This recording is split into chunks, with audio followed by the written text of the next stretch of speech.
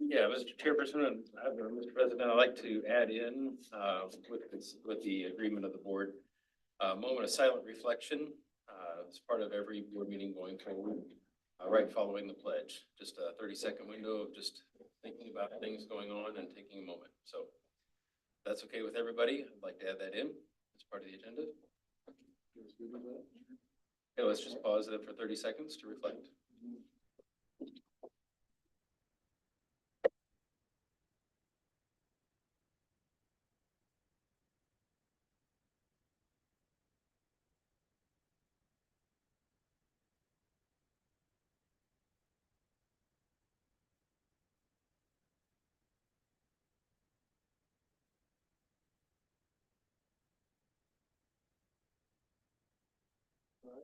Thank you, Nathan. We'll move on with the approval of the agenda. Mr. President, I move that we approve the agenda with the following amendments. B1, additional certified and classified personnel actions for consideration, item number E3. I'll second. All right, it's been moved and seconded that we approve the agenda with amendments of E3. Any discussion? All in favor, please say aye. Aye. All opposed, same sign. All right, we'll move on to recognition. D1, recognition of Megan.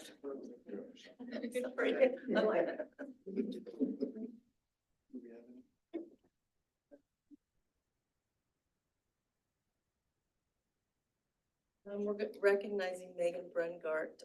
She's a school nurse at Buffalo Jones and Plymouth, and she was presented an award for Outstanding Oral Health Volunteer of the Year in October of 2023 by the Oral Health Kansas organization. She was nominated for this award by Catherine Antos, the navigator for Shriners Hospital. Megan worked for 2 years with Shriners Hospital to get a student at Buffalo Jones a very necessary spinal surgery. It was a difficult task at times with many barriers such as language, transportation, and financial burden for the family. One of the bigger challenges was finding care for his dental needs. The surgery would have to be postponed if the student's dental work was not completed. The navigator reached out to Wichita Pediatric Dentistry, but transportation and finances were a problem. Megan contacted a local dentist, Dr. Lamus, who was willing to work on the student.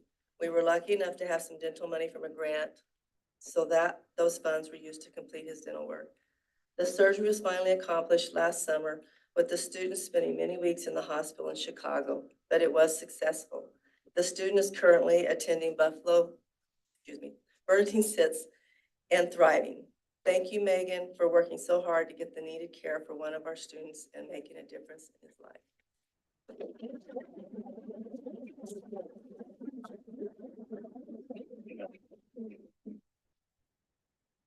I'd like to get a picture with the board.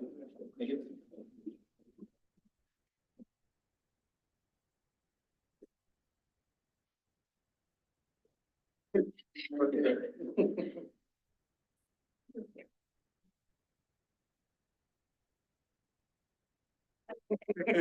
Ready? 1, 2, 3. 1, 2, 3. All right, thank you. Thank you. Thank you.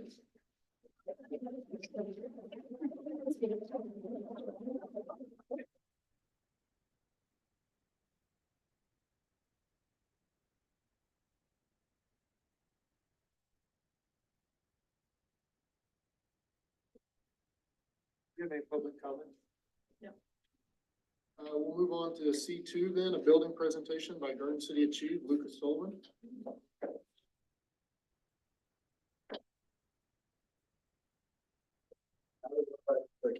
Ready to go. I'm impressed. So the last few times we've really highlighted Achieve High School, and we have a lot of different programs in our building. So this video, we did kind of a video tour, and I want to thank Nick Pasek for helping out. He took a 2-hour video tour and condensed it down to 10 minutes here. So Strive, our special education program for autism, and the TEP are the what we're going to highlight, and if there's questions afterwards, more happily.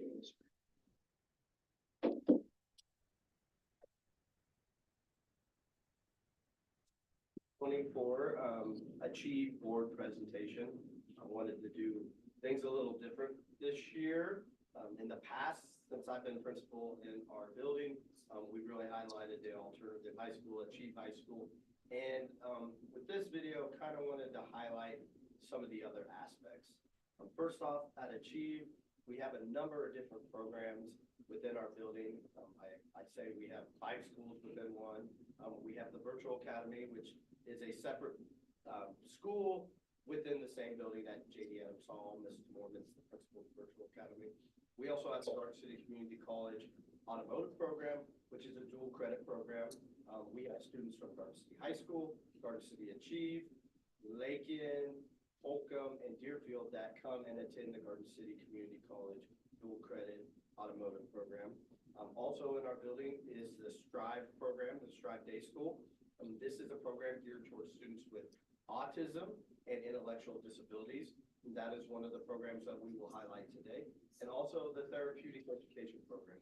The Therapeutic Education Program is a program where we try to support students that might have mental health or social emotional issues, and then give them the tools to return to their home building.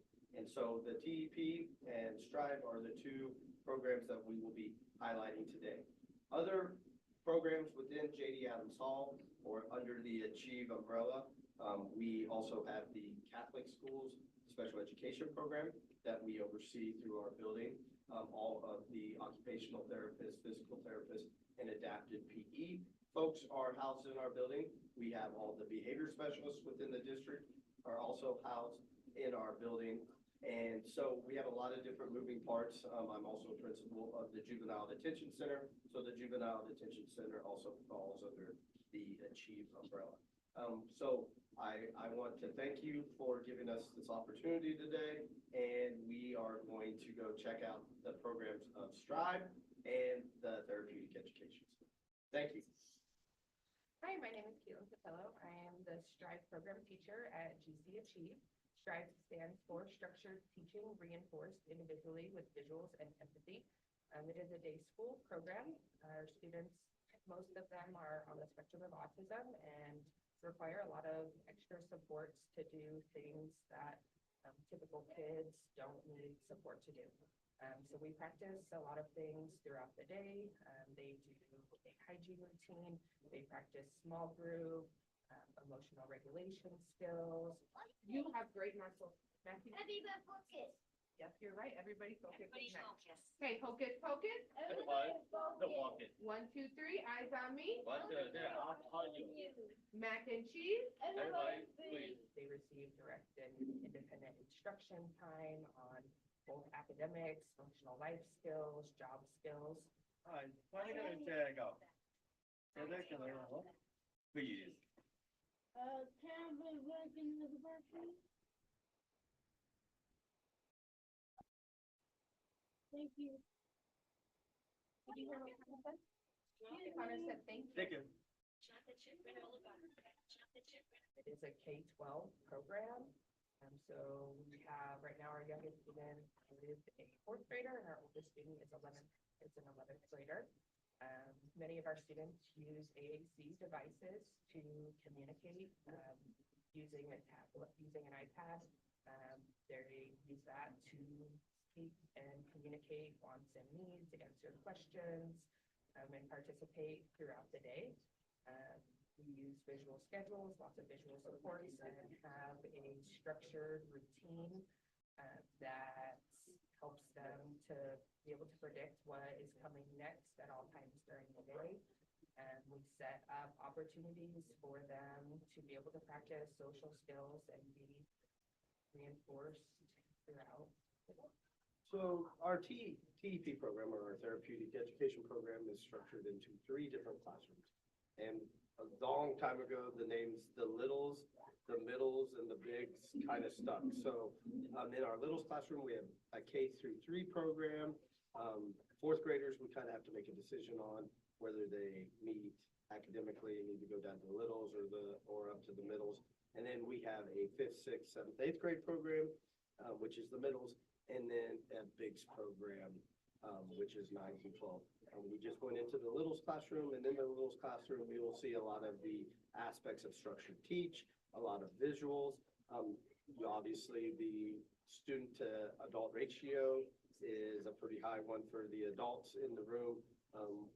Each classroom only has 10 kids, and we really want to give them that intensive one-on-one, giving them the tools in their toolbox to be successful back in their home building. And so in the Littles classroom, you'll see right now today they were doing centers and a lot of the visuals and things that you would see with structured teach.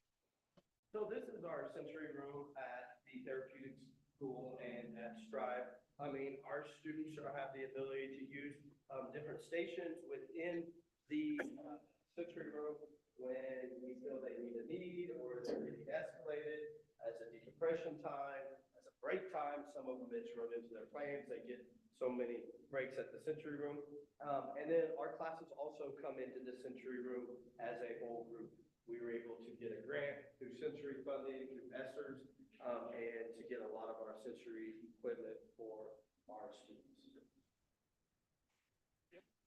Okay, so another highlight, an addition, and I really want to thank the board and the district administration for helping us reach our dream of a playground here at the therapeutic school.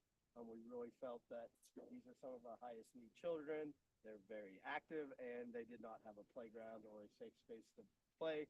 And so now we have a playground. All of our equipment is geared towards students with disabilities. So it's a really unique playground. We have turf on it. And so it's been a great addition. I know a long time coming for our TEP students, and they absolutely love it. And so it's been great for staff and students.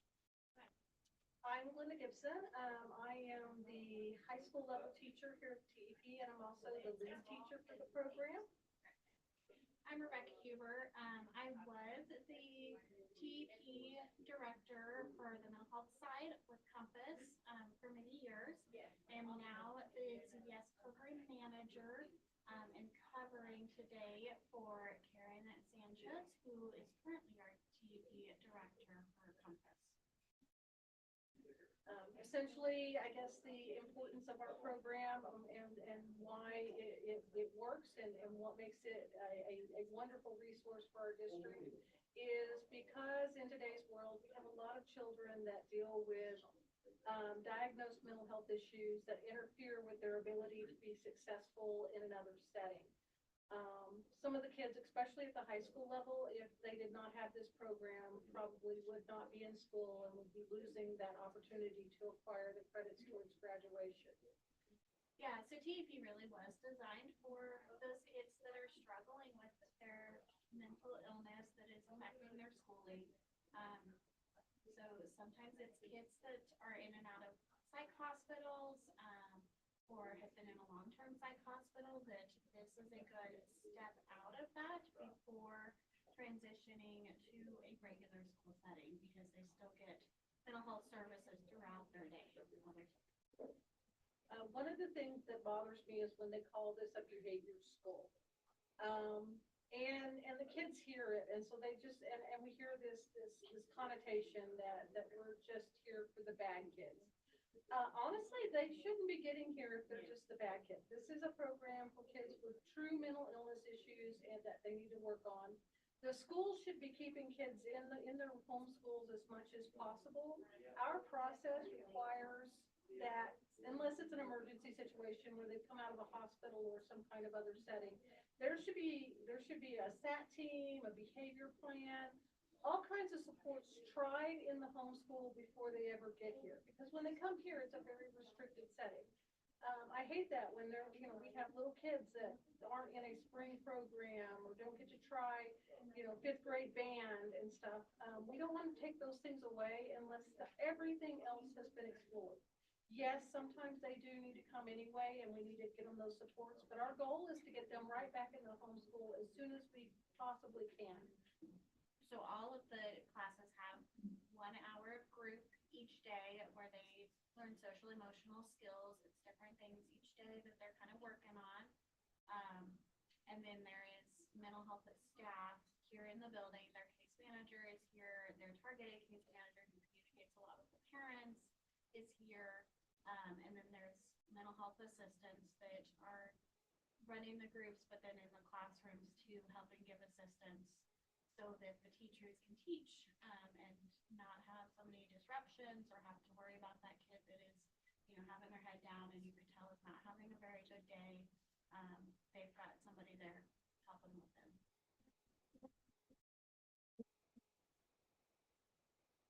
So, that's kind of just an overview of the programs. I don't know if there's questions. I can try to answer any questions. Again, 2 of the programs within kind of under the Achieve umbrellas. How many students are in each one of those programs? So, right now, Strive, 7, right? Yeah, 8. So 8 at Strive. We capped the TEP classrooms at 10. And right now, I think we have 8. We're up to 9 actually in the bigs. In the middles, 5 to 6, and then 5 in the littles as well. So, and that's a fluctuation. I mean, they come and go. We cap them at 10 just because of the nature of the behaviors and other things we see there. So support them. How long have those programs been in existence? I don't know, Guyman, you've been around the longest, so I'll go to you. You said it, not me. The TEP, honestly, I can't tell you, it's been around for a while. I know before we went to the bond issue, that was when we moved the TEP into JDA. But before that, they were in it was the old Italian restaurant on Main Street down there. That's where we had the TEP originally. And they were there for 5 or 6 years before that, I think. So it's been around for quite a while.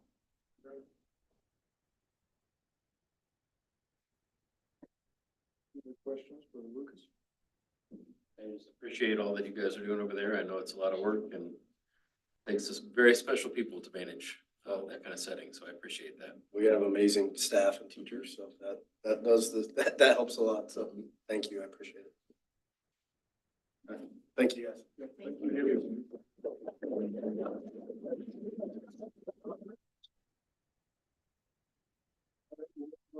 C3, housing update and neighborhood revitalization plan.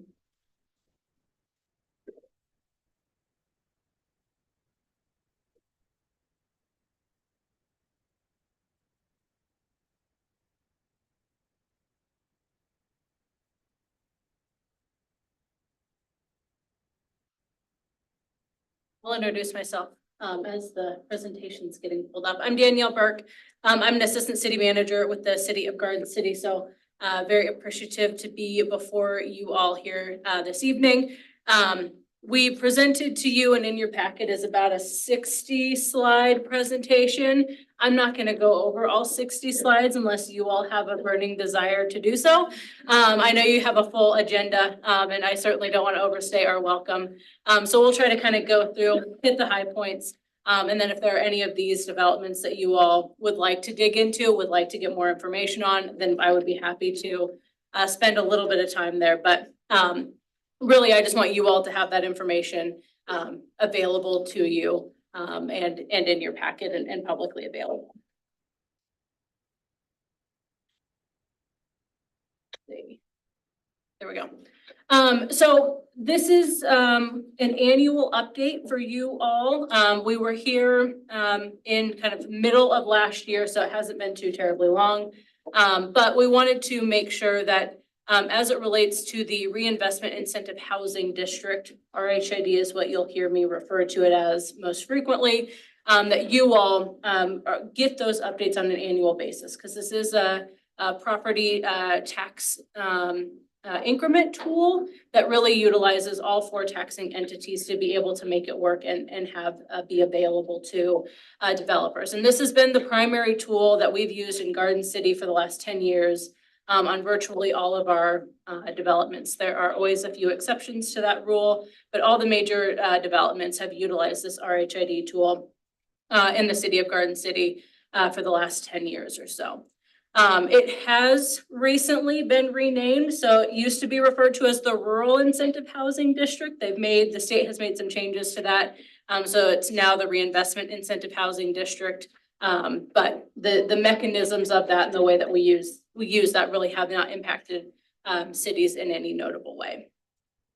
There are a couple other tools in the tool belt as it relates to getting housing available in Garden City. We have those listed here.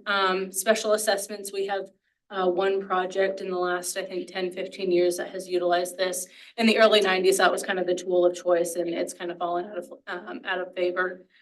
The neighborhood revitalization program is the other one that we highlighted when we were before you about 6 or 7 months ago. Again, we'll bring that back before you all for consideration of a future meeting, so I'm not going to spend any time on that here this evening.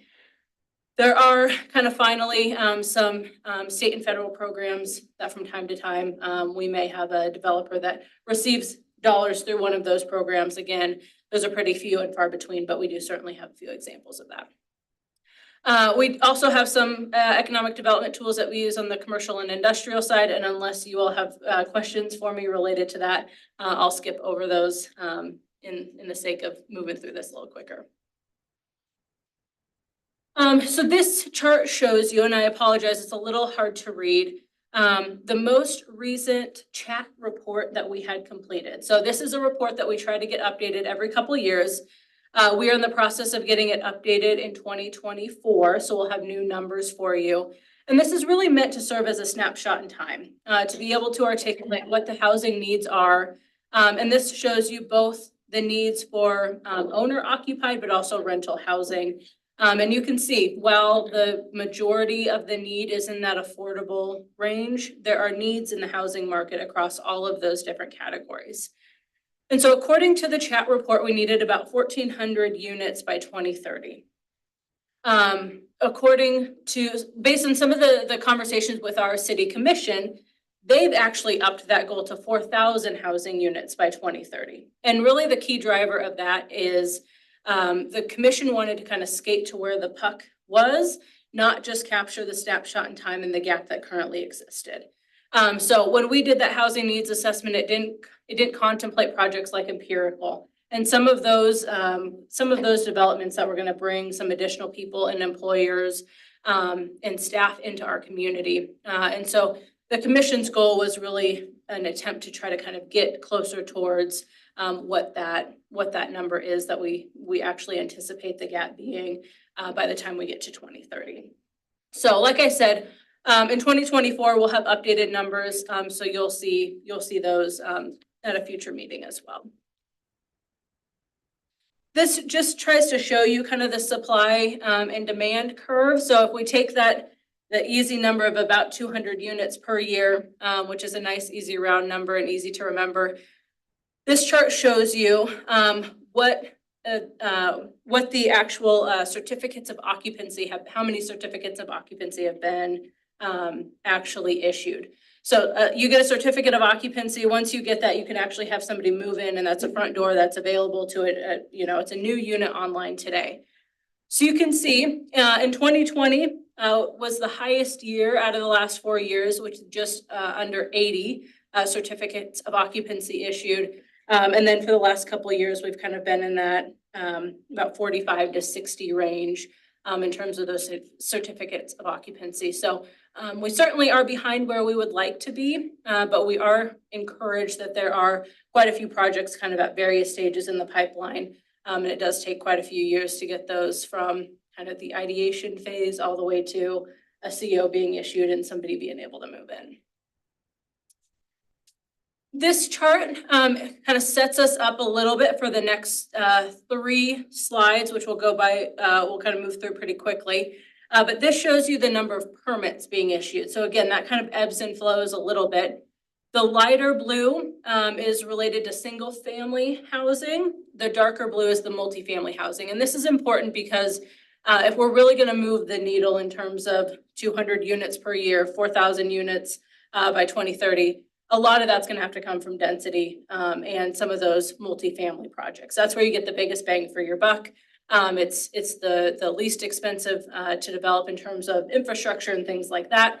And so really seeing a number of those kind of come online over the last couple of years, and we have some more kind of upcoming as well, that will hopefully help move that needle forward a little bit more.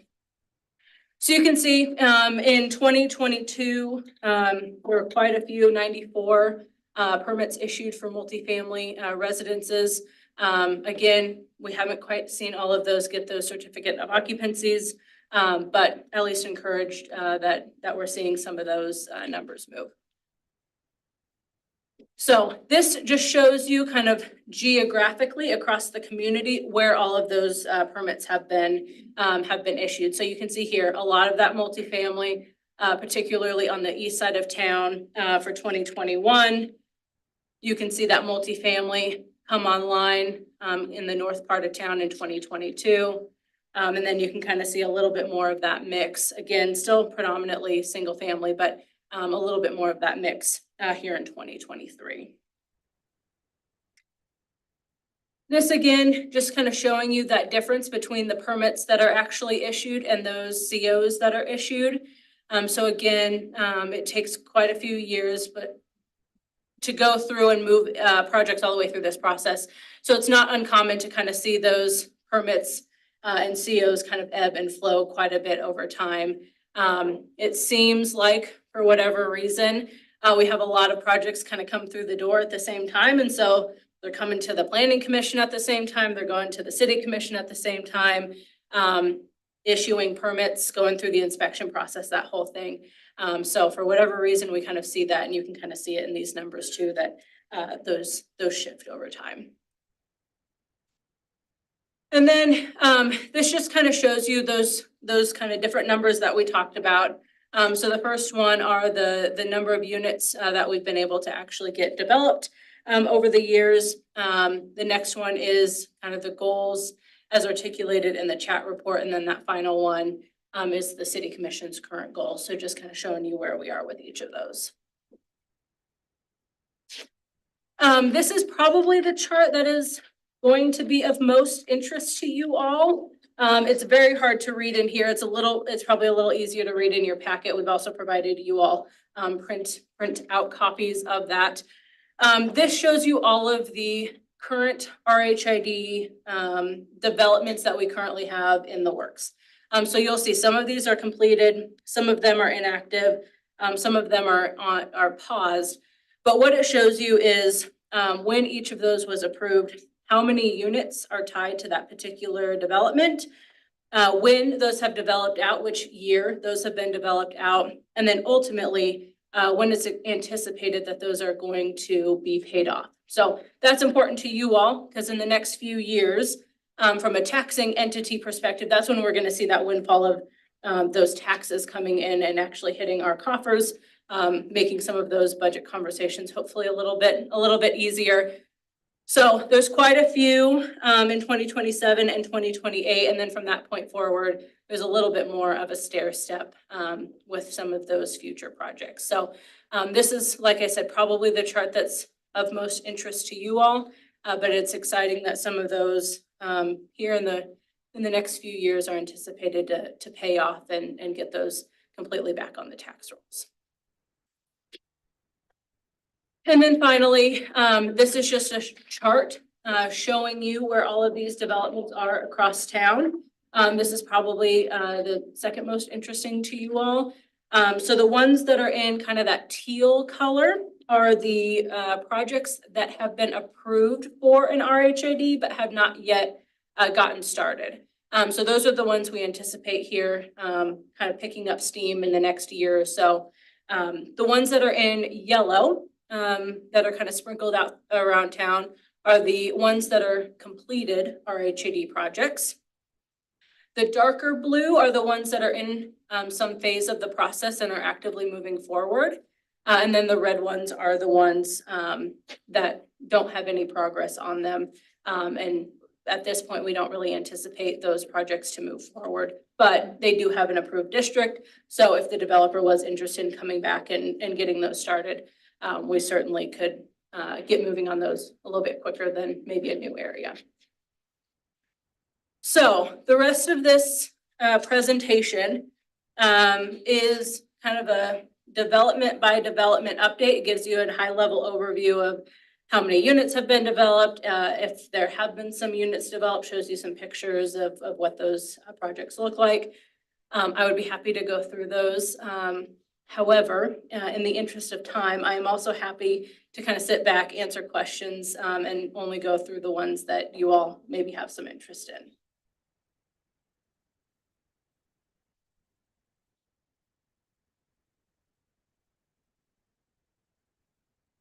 I have a question just in general. So about the growth of Garden City, like what % growth do you see our population annually growing? Yeah, that's a good question. I don't know that I have the exact percentage kind of in front of me. Alicia, I don't know if you have. Yeah. I'll have Alicia answer that question because she's got some of those data points. Hi, Alicia Charles, Assistant Neighborhood and Development Services Director. I can give you kind of the population. The census did one in 2020. However, our department, NDS, we do a kind of population count every year.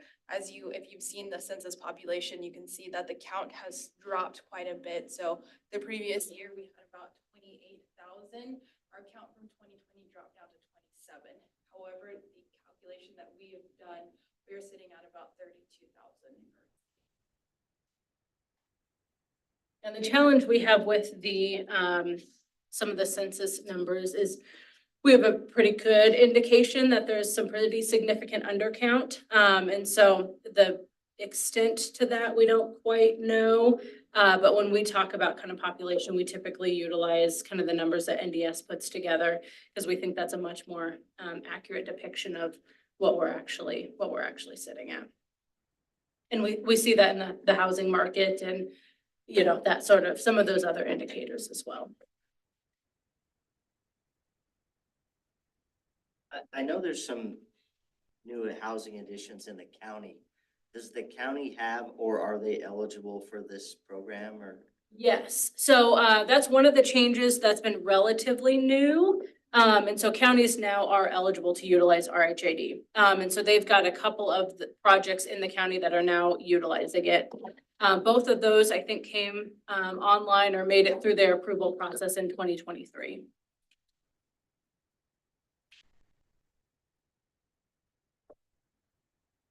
Yes, this question probably more for Dr. D than you, but so with the boundary study are they aware of this? Have you guys worked with them? Yes, well, they have these numbers, they have this data point that they're definitely figuring and factoring into our boundary study. Yes, sir. Thank you.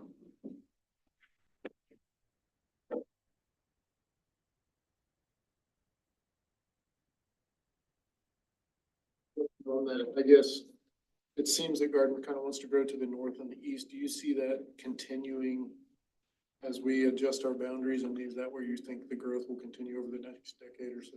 Yeah, that's certainly kind of what we're seeing kind of come through the pipeline now. The project on it's the Petra project on 156 and Jenny Barker. That is a multifamily development project, anticipated to be a multifamily development project. And so I think we'll continue to see growth and development in that area. That'll be a lot of people in it's a large tract of land, but that'll be a lot of people kind of centered in that area. So certainly been the pattern, and at this point, I don't see any reason for that to shift.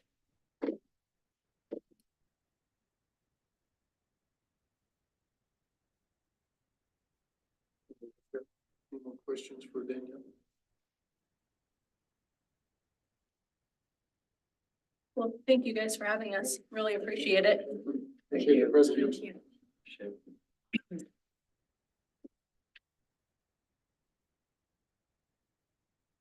All right. Do we have any correspondence? Okay. We'll move on to the consent agenda. Mr. President, I move it's just the consent agenda as presented. I second that. It's been moved and seconded that we approve the consent agenda as presented. Is there any discussion? All in favor, please say aye. Aye. All opposed, same sign. All right, we will move on to, board reports. We'll have a music, department presentation. Violet Johnson and Summer Mill.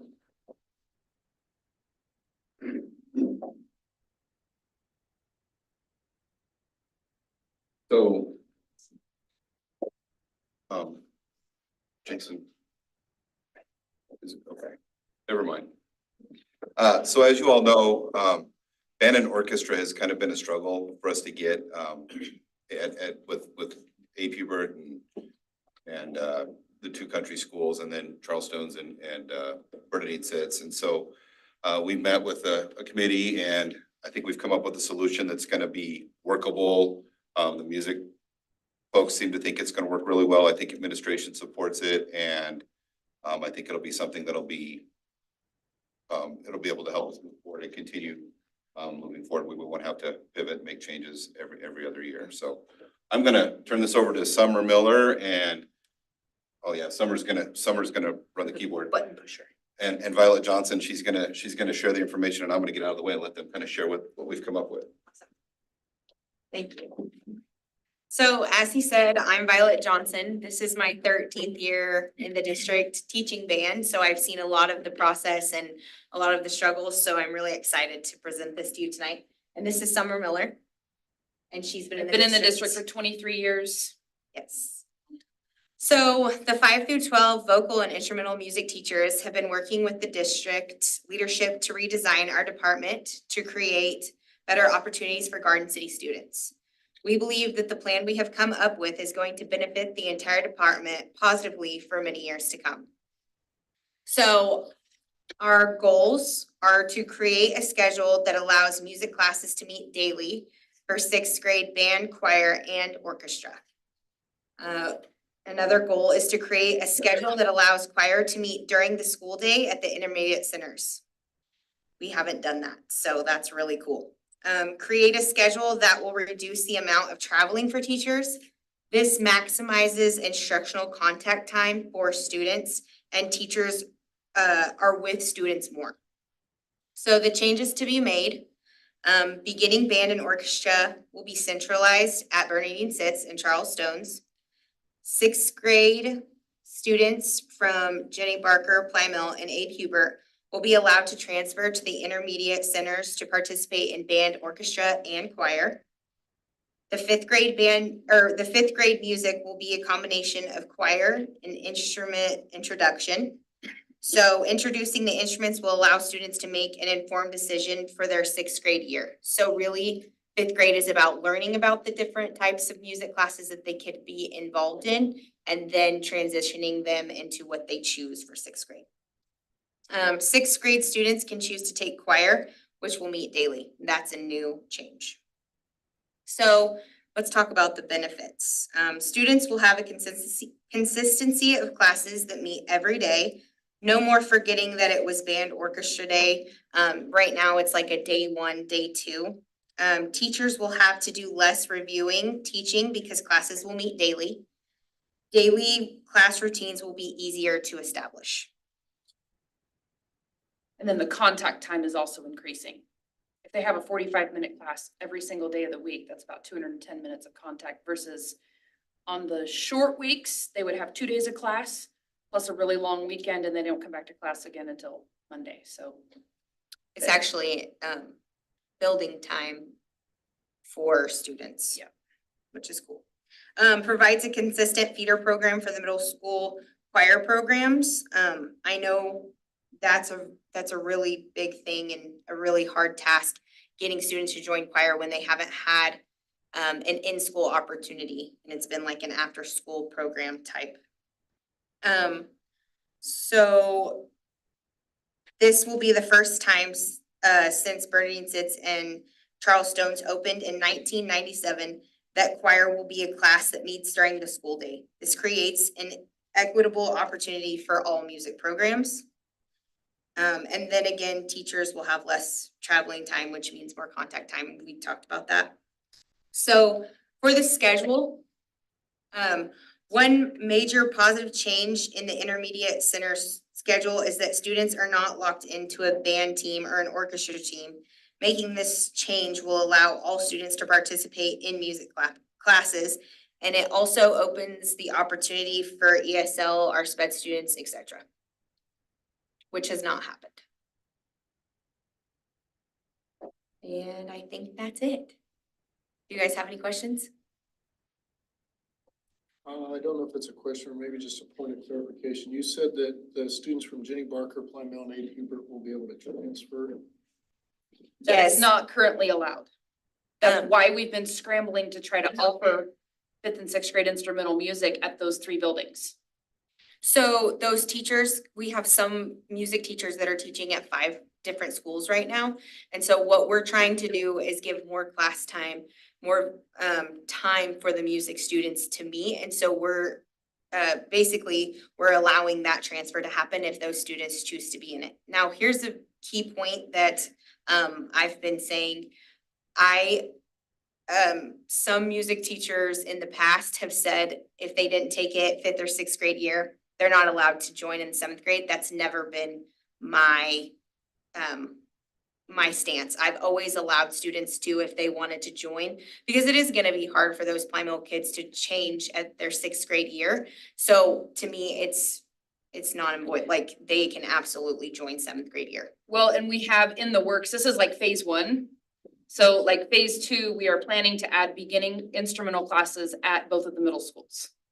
And that will fill out the schedule of those people. So, That's further down the line. That's right, so we're hoping that next year we get this rolled out, and then the year after, we're able to add those beginning classes. We'll have a beginning band class, we'll have a beginning orchestra class, both at the middle schools, and that allows those kids to come in, especially like the parochial schools. It's my understanding that they're trying to extend how many years they have students at their buildings as well. So those kids can walk in, we get a kid transfer from another school, they can walk in, join that beginning band or orchestra class. Again, it's opening opportunities for more students. When you say transfer, do you mean for, they have to change schools to be, so if Plymouth, if you were to Jenny Barker students, if they want to stay at either one of those schools, they can't take band or choir or. They will have to wait until their 7th grade year. Which again, they're more coordinated, they're older, they're gonna have it every day. It's, 6 of one, half dozen of the other. So we understand the loyalty. My own kids went to Jenny Barker, so I understand the loyalty to that K-6 building. But also your teachers are being stretched very thin, trying to make sure we get those buildings covered. And they've always been, it's been a little touchy ever since we put 5th and 6th grade at those buildings, so it's been hard. Do you have any other questions? I think this was a compromise that we come up with, understanding that not every parent is gonna wanna transfer their kiddo in 6th grade, and we completely understand that. That's why it was really important that we allowed those kids to still be able to join in 7th grade if they wanted to participate. So that gives the family the option to make that decision for themselves and do what they felt like was best, and still try to provide a good music program for our kids. Glenn, I've always allowed that, but I think now we're gonna be more vocal about allowing that. It's not gonna be, because in the past, it's been kind of like, oh, well, if you didn't take it, but now it's just gonna be open to them to have that opportunity and state it before they come and sign up. Think it'll cause any reluctancy for students to not want to join if they're a year or 2 behind their peers? Well, they will only be 1 year behind because it's starting in the 6th grade. But I've had, even this year, I think I've had 12 new students join at Horace Good alone, and probably 6 at KH. So they didn't have it, and I think it's the interest of, if they're really wanting to do it, I think that hopefully we're good enough recruiters and we can get out there and talk to kids and reach them that way too. I mean, I hope that that's the case. I try. Well, and then if you have that beginning section, some of the kids are gonna be ready to move into the regular 7th grade class at the end of the semester, or some kids may need more time. So even an 8th grader, like you could have 8th graders and 7th graders in those classes together, we're all learning together. Okay, you're ready to go into the 8th grade band class. Just to get them that smaller class size, one-on-one, but the more advanced kids are not. Bored or whatever. It's an enrichment opportunity for the kids. It seems to me like kind of a win.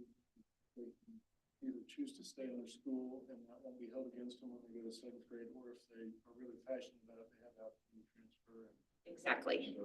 We don't what want we- anybody to miss out. And that's why we've hung on to those schools and trying to make sure it's equitable and we're trying to get all these students taught. But I really think this is gonna be more beneficial for everybody involved. Well, and we met collectively as a group, with their district leadership and with the 5 through 12 music staff, and we all are in agreement that this is the best for students. Yeah. And I think that's a huge deal, so. Well, and the number one thing we are so excited about is getting those choir classes at Bernadine Sitz and Charles Stones. That has never existed. I've been here 23 years. That has never been a thing. And that, again, the daily consistency of having that class. We're gonna have more representation at the state choir level. We're gonna have more representation at the district choir level. There's middle voice choirs that kids can qualify for, and we should be dominating some of those events, and we don't really have a feeder program right now. Jan Kennedy is doing a fantastic job doing the after-school thing between the buildings, but to have it during the school day is gonna be great. Because when you're doing that, you're kind of excluding some kids by nature of transportation or this or that or the other, so. Anything to add? There is a, just to clarify, there is a music appreciation type class in fifth grade. Unfortunately, Bernadine says we weren't able to fill that this year. They feel like with adding that as a vocal choir position, it would be more interesting of a position. Yes, to recruit somebody. It will be advertised, those two positions, one at Charles Stone's, one at Bernadine Sitz, will be advertised as vocal music. Because that's how you're gonna get the people in there, in the door, to teach the music classes, to teach those choir classes. You're gonna teach this many sections of choir and this many sections of general music. Okay, cool. We're gonna sing, all right, it's part of general music. I appreciate you guys doing this work because I know since my time on the school board, we kind of just kicked this can down the road, every year about trying to figure out. And I know this doesn't make everybody happy, nor will it, but I feel like we're not just putting a Band-Aid on something. I feel like this was thought out and this was, there's some direction and motivation. So I'm happy to see that. I really like that we're all on the same page. Yes. And I think that's been really great moving forward. Well, and Mr. Hill and Mr. Lee have been really great to work with. They sat down, they looked at their schedule, they said, how can we make this work? And so a lot of this has to do with their flexibility and their thinking outside the box too, because it's been great to have their support on this. They wanted to make this happen as badly as we did. And so that was a huge influencing factor on why this was able to happen. So thank you, publicly, thank you. Well, I appreciate the effort you guys have put into this. I think music education is extremely important for our kids. I am a little concerned about students coming in who went to one of the 3 schools and being reluctant to get involved in choir or orchestra or band because they didn't do it in 6th grade. So I know you guys are very intentional about trying to break that barrier down, and I just think that's probably my only concern about this program. But like I said, I really appreciate the effort you guys have put together to make this. Yeah, that's part of the reason we do the middle school tours, which KH went on their tour last Friday. Horace Good is going on their tour this Friday. We talked to the kids about that. And this will open up the door even more to say, hey, we know that some of you guys didn't do this in 6th grade, and well, if they're sitting in that room, they wouldn't have done it. So we're saying, hey, come on over. We've got a place for you. 7th grade band, 7th grade orchestra, whatever, 7th grade choir. And we do go to this. Point of clarification, there will be music in those schools. So they're not gonna not have music. They'll still have music. It just won't be orchestra and band. Yeah. So they'll still have the introductions to music. They'll still have all those things, the opportunity for choir. It's just a general music class as opposed to a specific. We are very intentional about recruiting from the middle school perspective, so. Well, and we still tour at all three of those schools. And so we want to continue to do that. That's something I've done. And I think they started. Before you got here. Yeah, I'm not that old, but anyway, so I think that, you know, we are already thinking ahead of that too. Like, we want those kids, so. And we're gonna keep trying.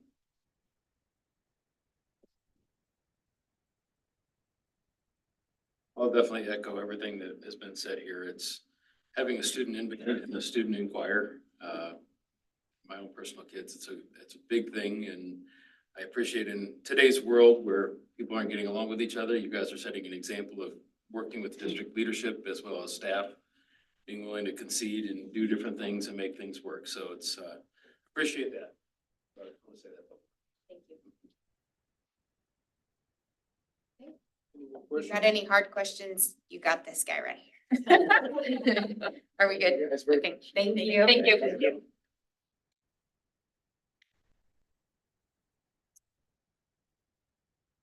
All right, we'll move on to new business, G1, Josh Gavin.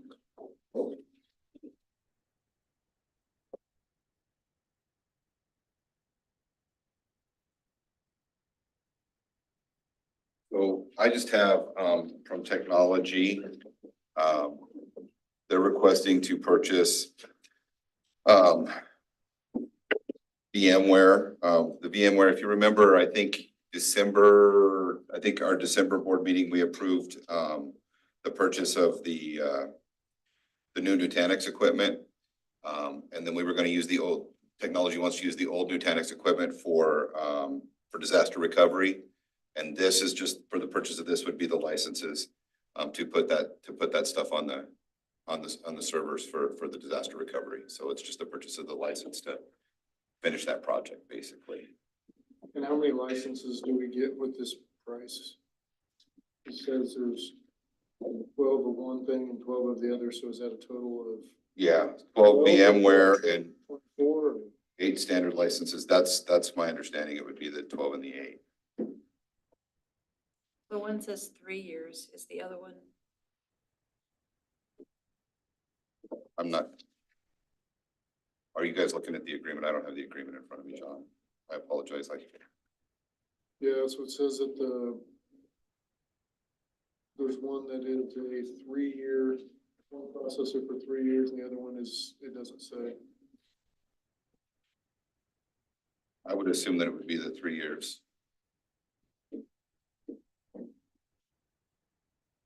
Jason, do you know? No. That was in your lane or not? So the gist of it is it's the licenses to back up. Yeah, the licenses so that they can use the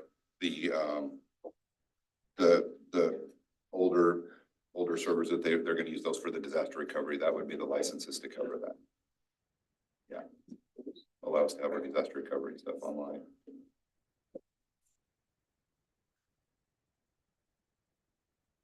Anybody got any more questions for Josh?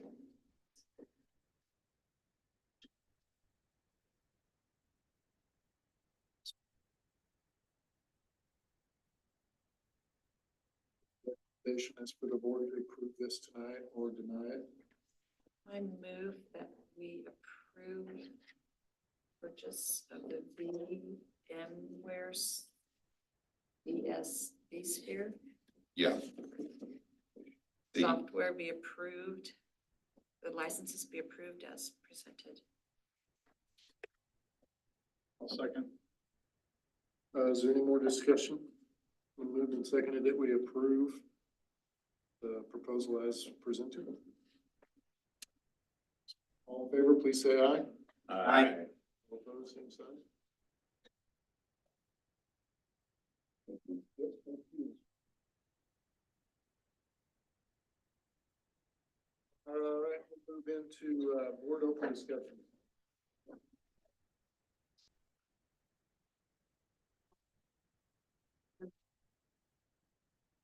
I was able to go to, piggyback on Mr. Hill being here supporting the music. to the staff faculty meeting at Bernadine Sits, and it was really nice to see that they were incredibly supportive of their school and their administrator. Yeah, that was an extremely positive meeting. What do you think? I thought so too, yeah. It was good, That was- really good, energy and feeling amongst the staff in the building. Sorry to. No, you're fine. Kids are back in school. Thank goodness.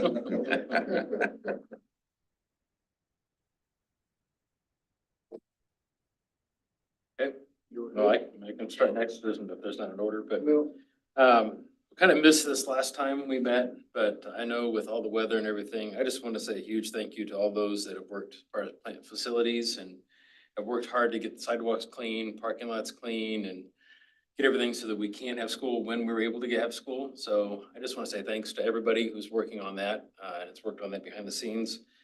And big thanks to the teachers as they come back to the school year and getting adjustments and making adjustments with kids moving around and some of those things going on. Very proud to be a part of the school system that is taking account into all aspects of the kids' lives as they're going through this situation and the things that have happened and with cancellations and just the accommodations that have had to happen. So I'm very appreciative of that and just wanted to recognize those with all the challenges that have been there. And very much want to say congratulations to all those that have worked all the awards we're getting, and I look forward to seeing many different awards from many different places as part of the school system. So just appreciated all of that and excited to hear about the good things that are coming up. We had a great meeting the other night with the boundary study group, and so very positive.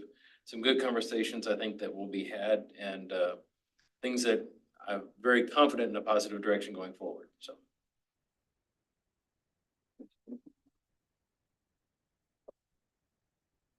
I'll go, again, I want to point out and congratulate Nurse Megan Brungart. I think, what she did was, pretty remarkable, above and beyond what her job is. I commend her again for that. I too attended the, Long Range Planning Committee meeting last week or week before. Colleen and Shane Farrow, and then they worked tremendously hard to outlay a plan for the future and the long range buildings and maintenance and that, and it's pretty overwhelming to sit there and see all that, how big the district is and what its costs and takes. But I think moving forward, they have an excellent plan in place to get us where we need to be and make sure we stay up with our facilities and that. So thank you for that. I'll go next. So, one thing, just the thought that I have after everything we've discussed tonight at the board meeting tonight is just how tremendous of a staff we have in this district and how you can see it on every front, how much they just work so hard for our students.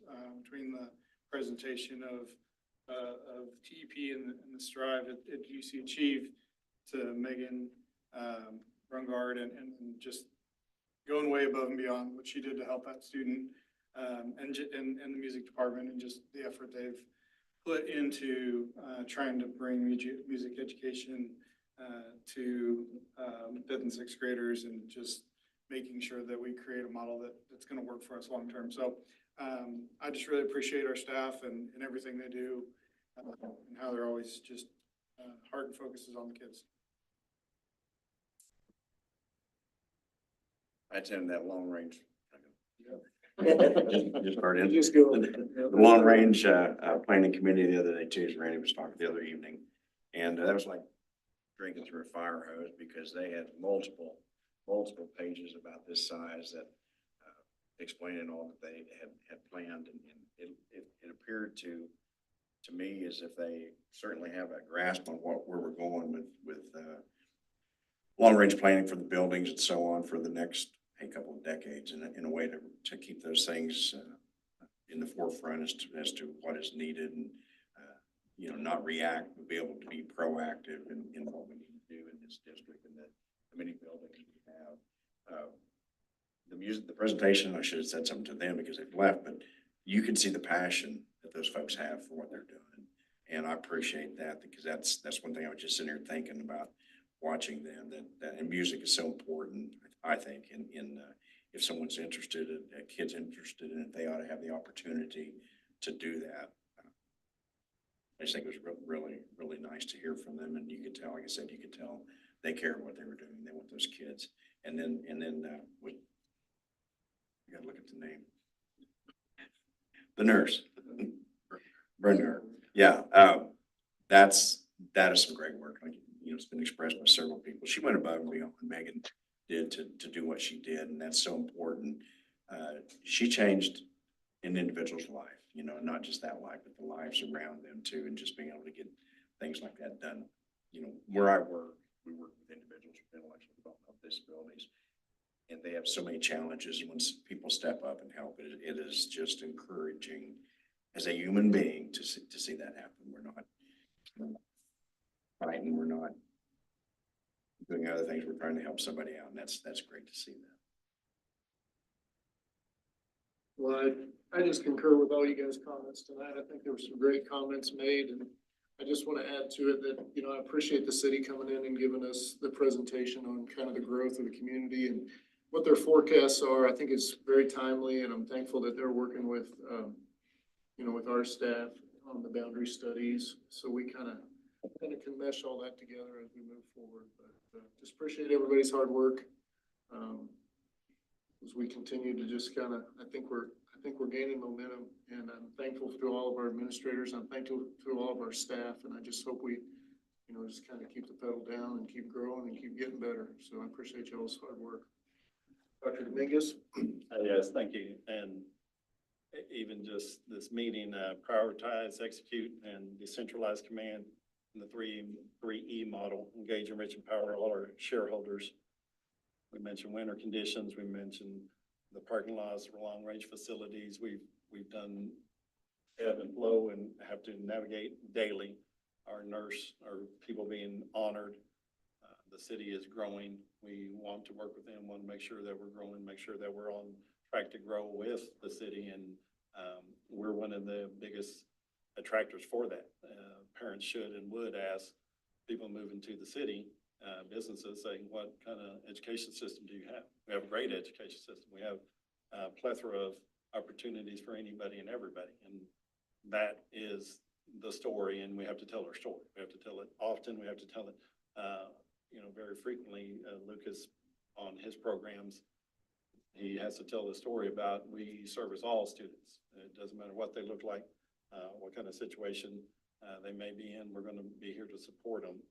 Music program, obviously, the love for their programs, but recruiting. I mean, recruiting's 24/7 situation. If you're not recruiting 24 hours a day, you're technically not doing your job. You need to be say, I need you to be in band, I need you to be in choir, I need you to be in Pinochle, I need you to be in Scholar Bowl, whatever it is, because we're talking about engagement of all students and get everybody engaged. That moves everybody forward, and that brings the parents and the community in.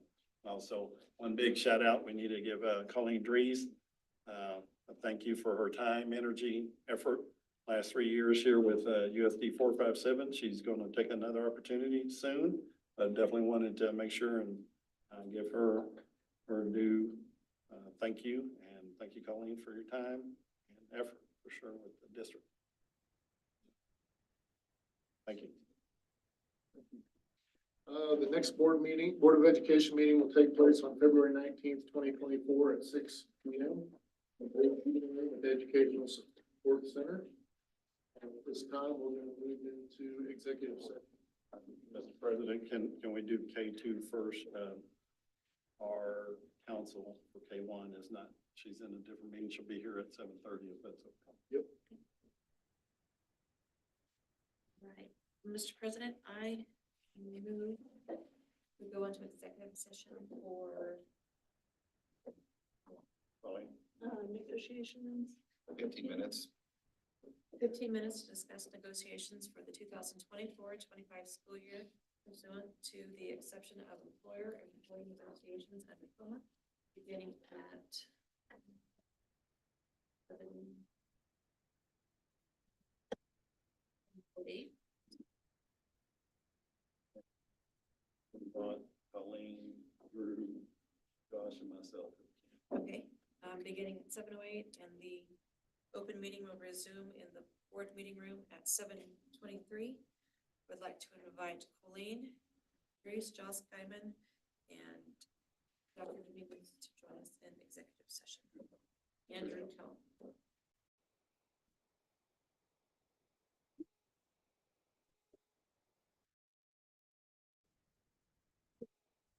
Dr. Rock. Moved and seconded, we move to executive session.